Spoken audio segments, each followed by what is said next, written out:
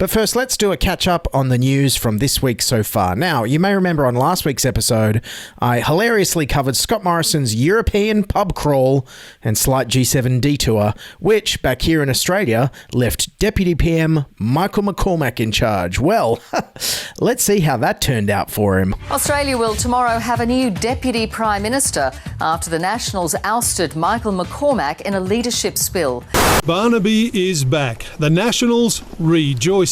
Yes, Barnaby Joyce has returned and, well, it's hard to believe Michael McCormack lost the Nationals leadership when he was such an effective communicator of nonsense. 55,000 people are employed in the coal industry and $66 billion of exports that pays for a lot of hospitals, pays for a lot of schools, pays for a lot of barista machines that produces the coffee that inner city types sit around and drink and talk about the death of coal.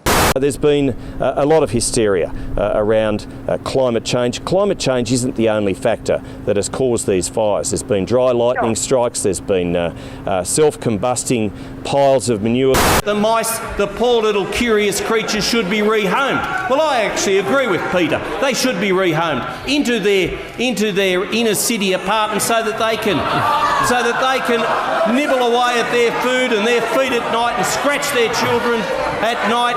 Well, again, I mean, facts sometimes are contentious. You might look out there and say the sky is blue, and I can see from here that it's grey, but if we go out from under this rotunda, there are probably blue patches. I mean, there are a lot of subjective things, but they should know that those lives matter too. All lives matter.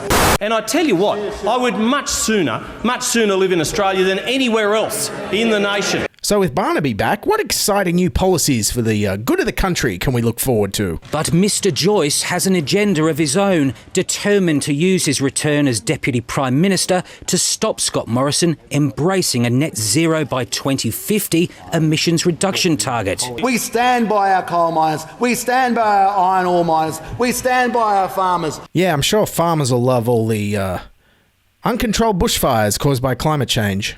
As I've said before, for a man who has 6 kids and can't seem to stop breeding, he sure doesn't seem to think about what kind of a hellscape of a planet the next generation of Joyces are going to be growing up in. And speaking of parliaments getting infected with hideous diseases... In breaking news this morning, Sydney's COVID scare has spread to the state's parliament, with the health minister now in isolation after possibly coming into contact with a positive case. Nationals MP and Minister for Agriculture in New South Wales, Adam Marshall, has tested positive for COVID-19. New South Wales Health Minister Brad Hazzard has confirmed he is in isolation after he was identified as a close contact of a possible COVID-19 case. Yes, New South Wales State Parliament now has as many COVID cases as Byron Bay had when Bluesfest was shut down. At the 11th hour, the Health Minister has cancelled the Byron Bay Bluesfest. The dramatic development is in response to a local man catching COVID. It's difficult. It would have been better if the Bluesfest had been perhaps in another few months instead of right now. Hey, none of you parliamentarians pick up a guitar or show any artistic or creative flair, or Brad Hazzard's going to shut you right down. Also, it turns out Parliament House was host to a super spreader event. Minister Marshall was infected, but not infectious, he says, until that night. When he was at a Nationals fundraising dinner, many of the attendees got a text from New South Wales Health today saying you've been exposed to the COVID-19 virus at the Strangers Dining Room at Parliament House, deemed close contacts, isolation for up to 2 weeks. Yes, a National Party fundraising dinner. I hear the main course was... self-combusting piles of manure. Yes, once again, the National Party seems to be everything that's wrong with Australia. When they're not against net zero emissions or gay marriage or coffee for some reason, they're hosting coronavirus super spreading parties. Thanks, Nationals. So yes, 2 weeks isolation for everyone who was at the National Party dinner. Sorry, except for who? Gladys Berejiklian says he didn't speak with her. 0. He has been interviewed and has confirmed he had 0 contact with me. She's been classified a casual contact, despite other people in the room being told to self-isolate for 14 days. I was interviewed by Health. Health has made their assessments and deemed that I'm a casual contact. So everyone else from the dinner is like 2 weeks forced isolation, and the Premier is like, nah, it's just there casually. Didn't you see? I was wearing sneakers and jeans. It was just a casual visit. 10,000 people are in forced isolation in New South Wales right now.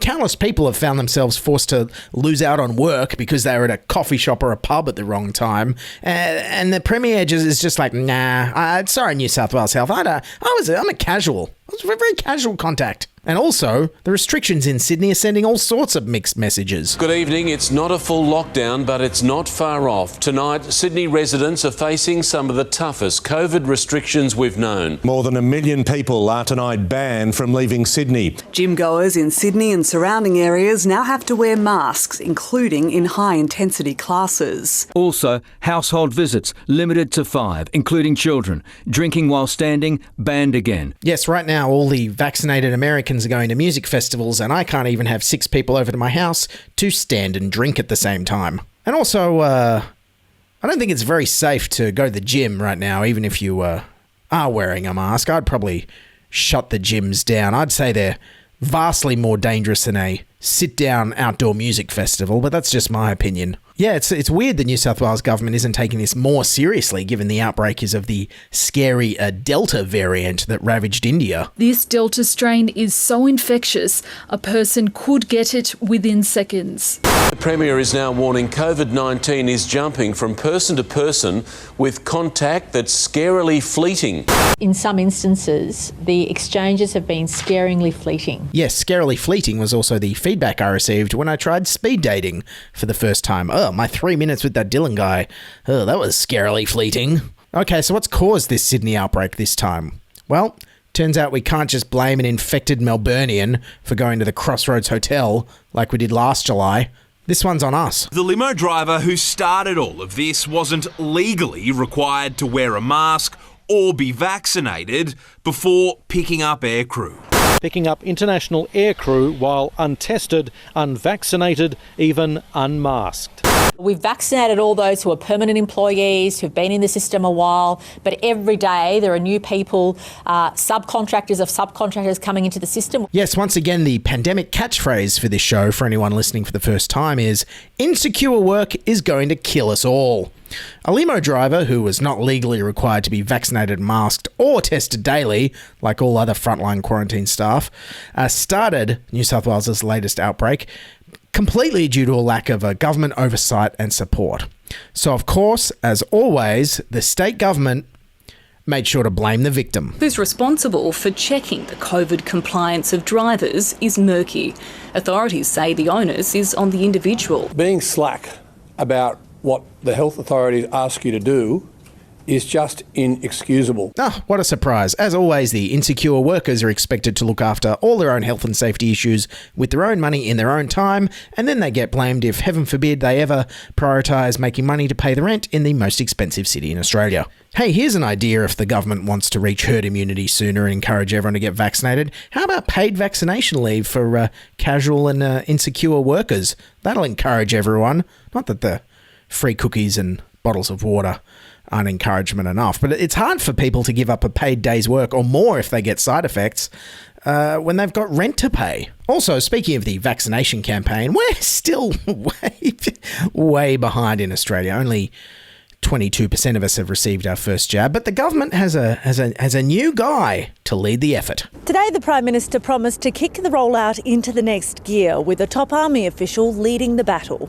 Bringing in Lieutenant General J.J. Fruin, former commander of operations in Iraq and Afghanistan. Yes, so the government is going to bring in a military man who served in Afghanistan to help the vaccine rollout, because as we all heard this week at the defamation trial of Victoria Cross recipient Ben Roberts-Smith, Australia did real good in Afghanistan. Former SAS soldier Ben Roberts-Smith has revealed his squadron was given drinking glasses shaped like the prosthetic leg of an Afghan man killed during specialist operations. Afghan war veteran Ben Roberts-Smith has admitted to burning a laptop after federal police began an investigation into possible war crimes. The Victoria Cross recipient admitted pouring petrol on computers and burning them, but insisted it was something he does frequently frequently to keep his personal information safe. Yeah, hey, maybe don't put the army guys in charge of the data entry at the vaccination centres, though. They're probably going to cause a fire. Anyways, to sum up the week, Barnaby is back. New South Wales Parliament is a COVID cluster. The vaccine rollout might wind up in The Hague, and all that's left of Michael McCormack's parliamentary career is self-combusting piles of manure.